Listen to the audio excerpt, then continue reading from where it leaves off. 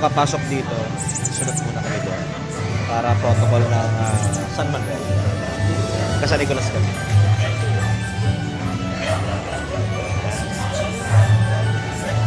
Street foods nila, street foods. Sa pagdalaw namin dito sa San Manuel, nakita namin si Mickey Mouse. Magiging sikat ka sa YouTube. Hello, Mickey Mouse. Kaya nanginig. Thank you, thank you.